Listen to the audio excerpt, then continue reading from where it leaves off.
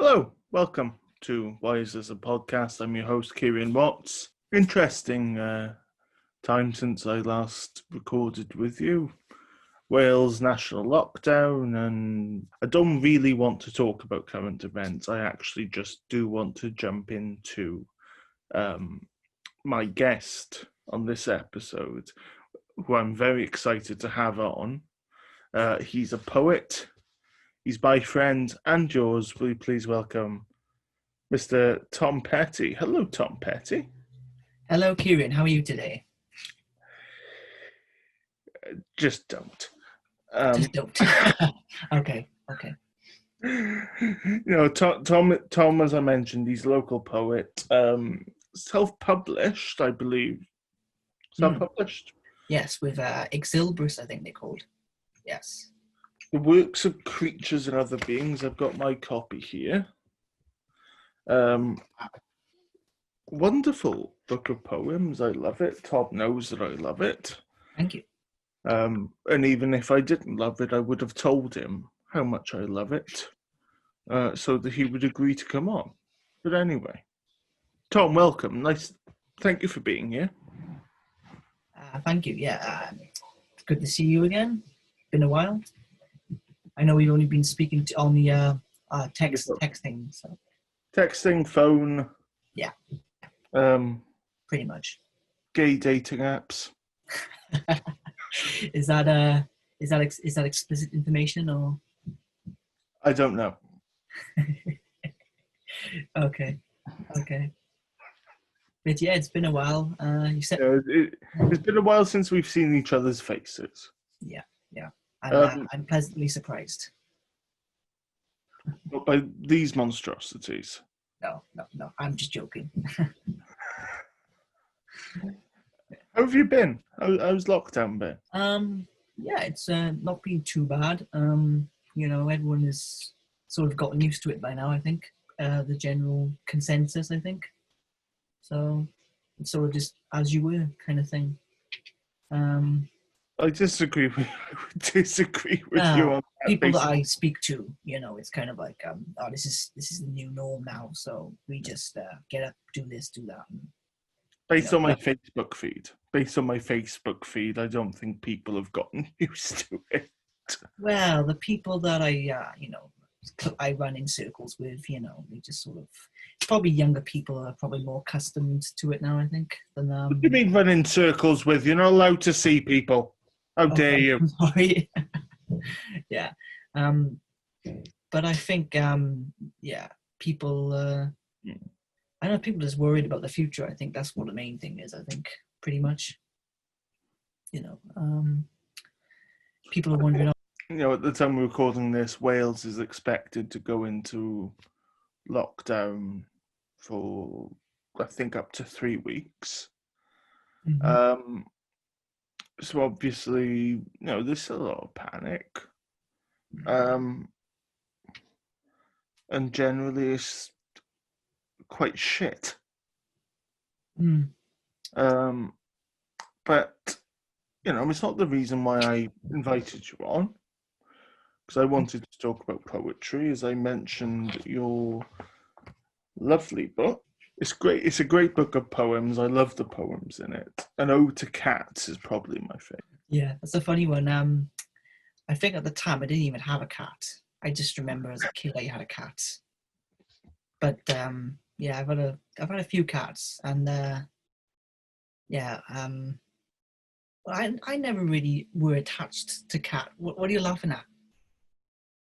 You didn't have a cat. And I was writing it, yeah, because the year I wrote it, there was a lot of poems that were sort of written in order, and that was one of the earliest ones I wrote. But I have got a cat now.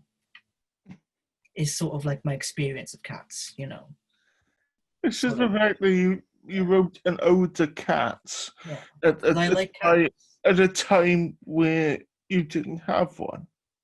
I didn't have a cat at the time, but we did have a cat next door that used to come around a lot. A lot of that is about that cat, pretty much, because there's a line where I say its skin onto the wall, I think it says, and this cat would literally just sort of stand by the wall and would just start, you know, Getting trying to get in, I'm looking it up. Yeah, I'm sure it's something about skin on the wall. It's been a while since I've actually looked into these poems, really sat down and thought about them. But yeah, a lot of poems I wrote in a year. Trust your judgment. I'll trust your judgment. I'll trust your judgment. Just my judgment, yeah. So poetry, who influences you with poetry? I think this is a good story, actually. I don't think I've ever told anyone really, but as long as it's a good answer, it's a good answer. Yes. Well, one day, me and my friend were just hanging around talking, and he pulls out a book, and it was the Anthology of Poetry. I actually have the book here, actually, because I loved it so much. It is Anthology of Poetry. I've got the same book. You have? I've got the exact same book. I don't have it to hand, but I've got it. Yeah, I've got the exact. And well, he was just left on the side, and he said, he was into poetry and kind of free verse poems, nothing too serious. And he showed me a poet called John Wilmot. I'm not sure if you've ever heard of John Wilmot before, but he was Earl of Rochester, and he was sort of like in the same vein as like sort of combination of Byron and a few of these other sort of types of the romantics kind of poet, and talked about a lot of debauchery and things like that. And it wasn't really that sold me on the idea of poetry. It was more of the what came afterwards. So you had T.S. Eliot, you had Dickinson, Ted Hughes, Sylvia Plath. The list goes on, to be honest. And then it's like a light switch went off in my head, and it was like, wow, I didn't realize this was out there, kind of thing. And I just thought maybe I could write one of these, and yeah, it just all sort of started coming together. It was a good year, that. I've definitely got T.S. Eliot somewhere. Yeah. Got Sylvia Plath. Yeah. I've got her poetry. I've got her The Belger. I've got that. Mm-hmm. Which is a fantastic novel. Mm-hmm. I suppose, seeing as I asked you, I'd say that as far as I'm concerned, I go for Shakespeare. I think that that's just like an obvious answer. In terms of sort of closer to the present, I would go for Dr. John Cooper Clarke. Oh, okay. Where he's more of a performance poet. And I'm with you on Sylvia Plath. And one of my favourite poems, personally, is Lady Lazarus. Ooh, okay.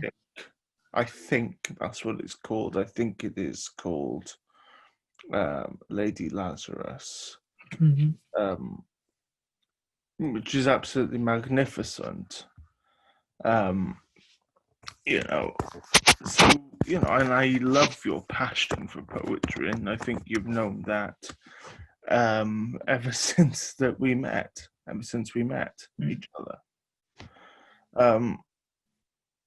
So do you see it as kind of maybe emulating their style, or having a style that's yours that you learn from their work, that then you use to kind of make yours a bit more, a bit more refined?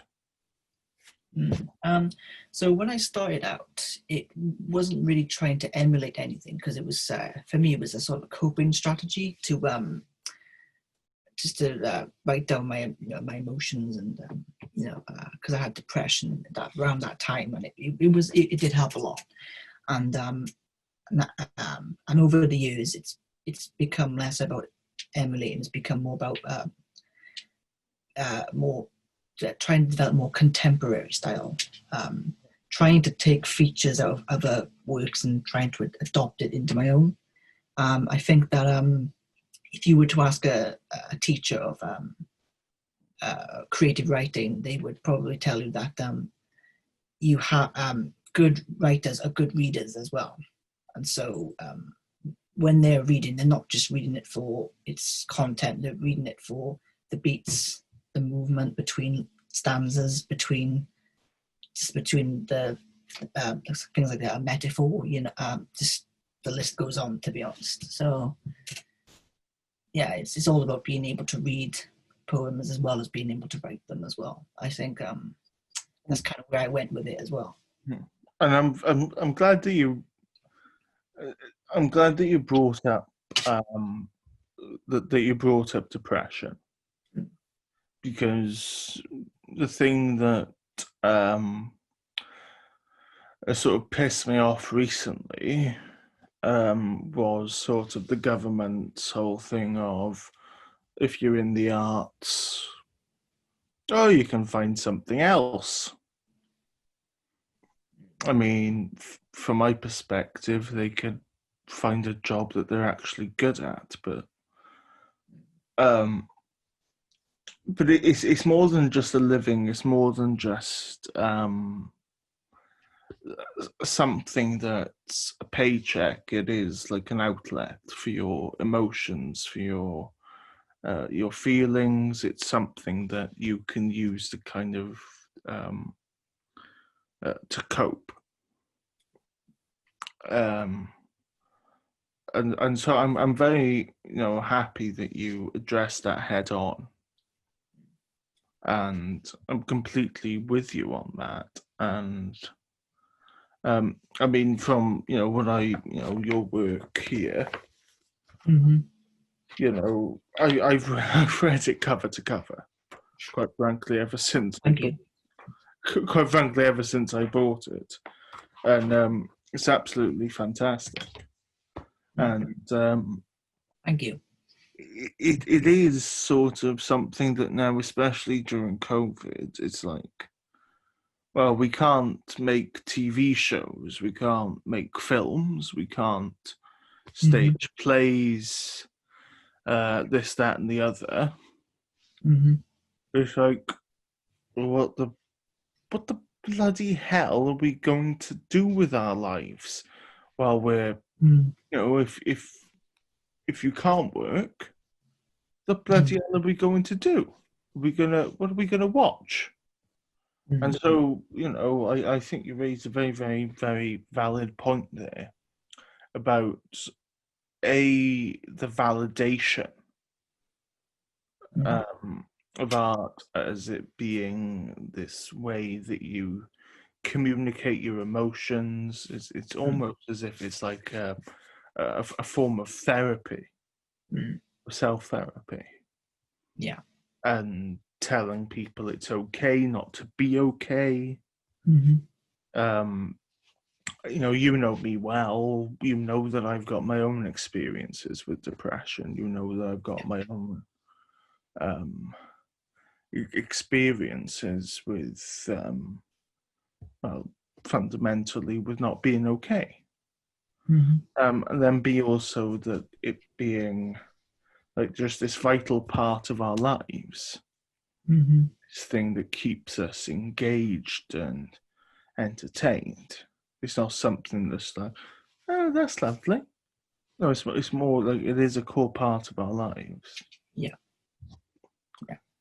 It's kind of like when you World Mental Health Day, or when it becomes into the month, and I think that when you refer back to it as just a day, or it's just a season where we can appreciate, I think it needs to be a year, has happened, year long, because it's kind of, after it happens, it's kind of like, oh, it's not happening anymore, so we don't have to talk about this anymore, and then it kind of just goes on to the next season or occasion or that kind of thing. Yeah, I'm with you there. I mean, it's kind of like this whole thing of, you have these sort of observances You get, you've got World Mental Health Day, as you pointed out, or you've got, on the day that we're recording this is World Day for the Eradication of Poverty. Mm-hmm. But through the year, you've got, World Diabetes Day, World Cancer Day, World Heart Day, Malaria Day, Tuberculosis Day, leprosy. You've got so much that happens in the year. And I'm with you on that in the sense that, I'm half and half on it. Because I think that these are important days. It's an occasion that's going to give these issues, these sort of diseases in some cases, and in the case of sort of poverty, homelessness, the social issues, attention. But you can't just have the day. You have to have the willingness for before that day and after it, to work, to do the work, to make the effort, to come up with solutions, to follow the expert advice. Yeah. And, I hate using analogies. Think of it like a sandwich. Mm-hmm. If mental health, for example, is the bacon, well, then you've got days either side of it, and those are the slices of bread. Mm-hmm. Bacon sandwich isn't a slice of bacon. The Mm-hmm. bacon sandwich is bacon between two slices of bread. Mm. Of course, when I mentioned World Mental Health Day, I'm not dismissing any other days of the year. No, of course. Like for example, another example would be Black History Month. I think is another one that gets overlooked a bit because I know, especially in the American education system, I know that during that month they study members of Black history, but then the rest of the year they tend to focus on obviously majority white people. I've got here The Good Lord Bird by the great James McBride, which is now a series on, I think, Showtime in the United States. I'm not quite sure what channel it's on in the UK, but you're right, because until I saw this, I had absolutely no idea about the person at the centre of it, and that person is a white man. It's ridiculous. What are you working on at the moment? Well, at the moment, I've been sort of playing around with a few poems here and there. We're working on a few short stories as well. Anything that's a bit of anything I like to. I just like to mess around with different things and styles. I don't like to be particularly interested in one area. I like to, because I've got a very short attention span, so I like to be across disciplinarian. So there are a few things I'm working on, but I do have a few poems that I might maybe submit later on in the year, maybe. Who knows? I still have to work on them though. We're still going through the motions there, but I've been experimenting with verse. I get that. Just point narratives, kind of points of view. Yeah, I'll let you know how it goes. Oh, please do. And I could if you make a multi-million bestseller, remember the person who gave you free publicity. Okay. Tom, it's lovely to see you. Always lovely to see you. Before I let you go, I've got two hard-hitting questions for you. Okay. Give There's it one back. that's called off the top of my head, William Blake's Proverbs of Hell is a pretty good one. That's one I always look back on and always try to dissect it. And then there's another one from Langston Hughes. I think it's called I Too, I think it's called. Or Me Too. Langston Hughes. Langston Hughes, yeah. Give me a I'm sure it's a poem by him, and it's about his identity. It's very moving, I thought. Well, seeing as you gave two, I'll give two. Okay. So my two favourite poems, Ozymandias by Percy B. Shelley. Yeah. And The Hound of Heaven by Francis Thompson. Oh, okay. I think especially in the context of Black history and everything, and what's been going on at the moment with, of course, the protests in America. I think it's a very potent work at the moment. I too sing America, I am the darker brother. They send me to eat in the kitchen when company comes, but I laugh and eat well and grow strong. Tomorrow I'll be at the table when company comes. Nobody'll dare say to me, eat in the kitchen then.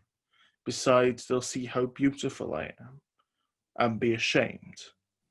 I too am America. Wish that I'd known that you were an admirer of Langston Hughes, because I've got this.